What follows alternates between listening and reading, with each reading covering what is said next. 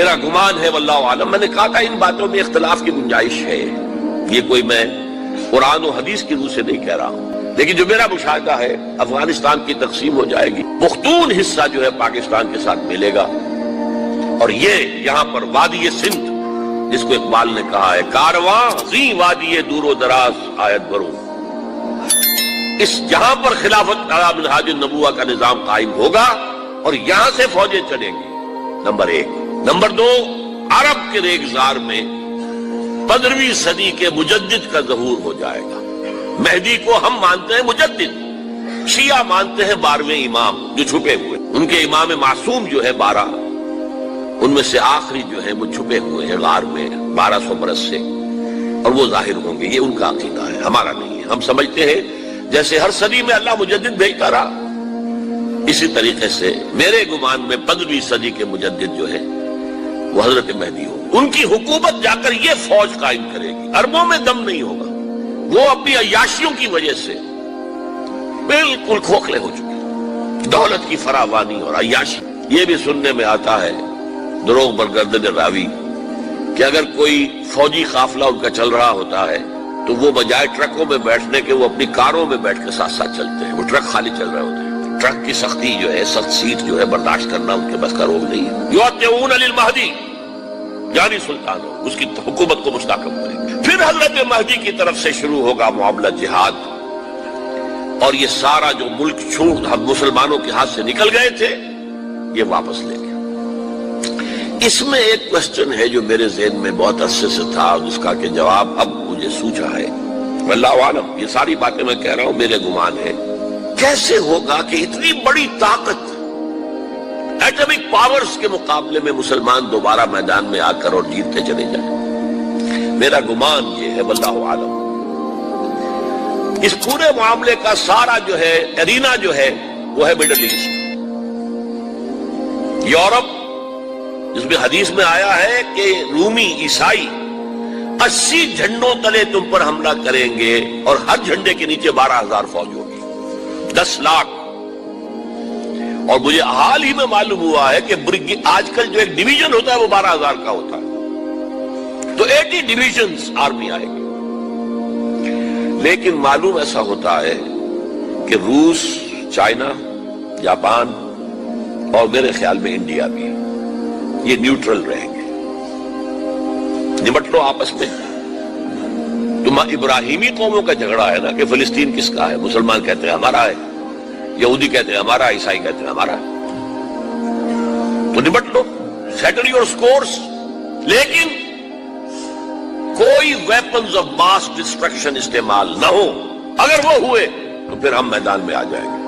میرا گمان یہ ہے کہ ویپنز آف ماس ڈسٹرکشن استعمال نہیں کر سکیں گی مغربی طاقتیں، اور پھر جنگ کے اندر مسلمانوں کے ساتھ جیتنا ان کے لیے ممکن نہیں ہے۔ جن کو موت عزیز ہے، منحصر مرنے پہ ہو جس کی امید، نا امیدی اس کی دیکھا چاہیے، اور وہ مرنے کو تیار نہیں ہے۔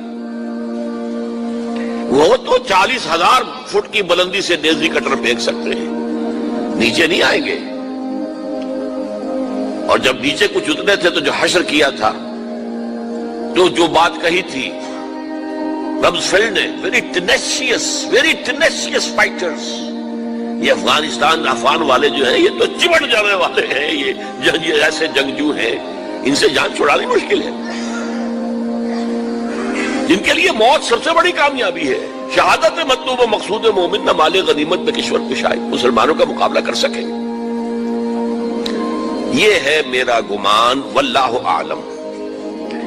بہرحال پہلا مرحلہ کسی اجمی ملک میں جو میرے نزدیک پاکستان اور افغانستان پہ مشتمل ہوگا، خلافت کا نظام پہلے آئے گا، پھر یہاں سے فوجیں چلیں گی، حضرت مہدی کی حکومت قائم ہوگی، پھر وہ حضرت مہدی جو ہے وہ جہاد کریں گے، قتال کریں گے، اور اس قتال کے آخری مرحلے پر حضرت عیسیٰ علیہ السلام بھی نازل ہو جائیں،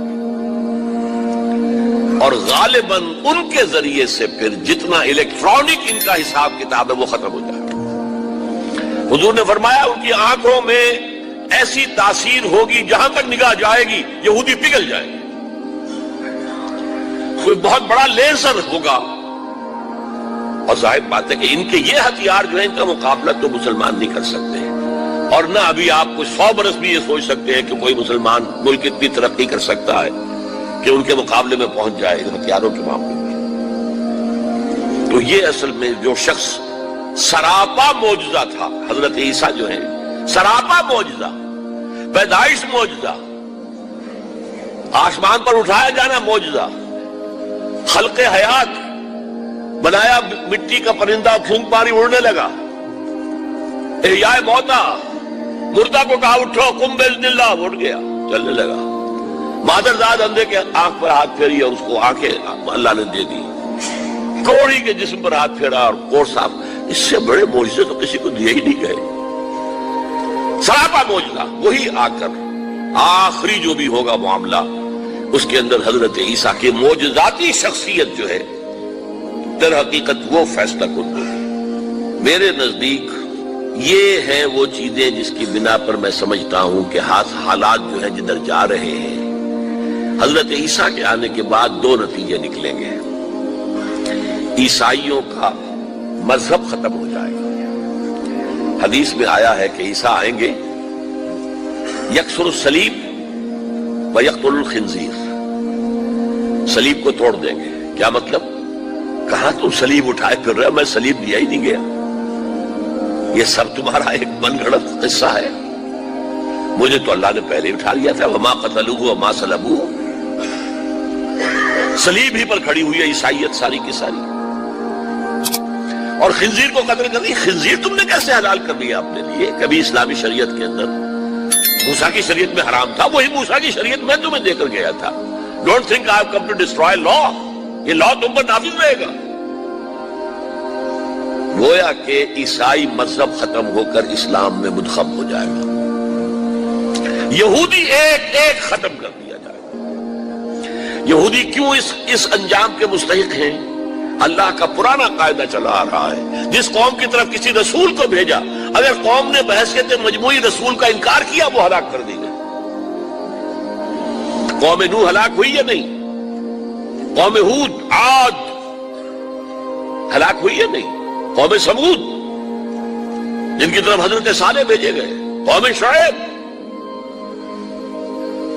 عمورہ اور صدوم کی بستیاں، آل فرعون، یہودیوں کی طرف حضرت عیسیٰ کو رسول بنا کر بھیجا گیا تھا، انہوں نے رد کر دیا، محمد رسول اللہ کو رد کر دیا صلی اللہ علیہ وسلم۔ یہ اس سزا کے مستحق ہو چکے ہیں، لیکن وہ سزا ان کا رسول ہی ان کو آ کر دے گا، اسی لیے انہیں اٹھا لیا گیا۔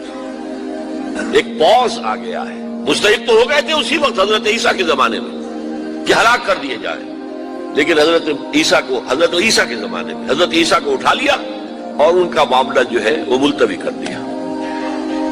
جیسے کسی کو پھانسی کی سزا تو ہو جائے لیکن ابھی ایگزیکیوشن نہیں ہوئی ہے، ایگزیکیوشن جو ہے وہ ڈیفر ہو گئی۔ یہودی ختم، عیسائیت ختم، اور عیسائی سب مسلمانوں کے ساتھ شامل ہو کر ایک ملت واحدہ بن جائیں گے۔ اچھا، یہ جو میں نے کہا ہے کہ یہ امریکہ نے جو مجاہدین کی قیادت تھی اسے آپس میں لڑا کر پھر یہاں سے بھاگ جانے کے اندر غافل سمجھی، اس کی وجہ یہ تھی امریکہ کو اندیشہ تھا کہ یہ لوگ پڑھے لکھے جدید تعلیم یافتہ ہیں، یہ انجینئرز ہیں، گلبدین حکمت یار، احمد شاہ مسعود، استاد ربانی بڑے عالم ہیں، فاضل ہیں، عبد الرسول سیاب الازہر کے پڑھے ہوئے تھے، اسی طریقے سے صبغت اللہ جو ہیں وہ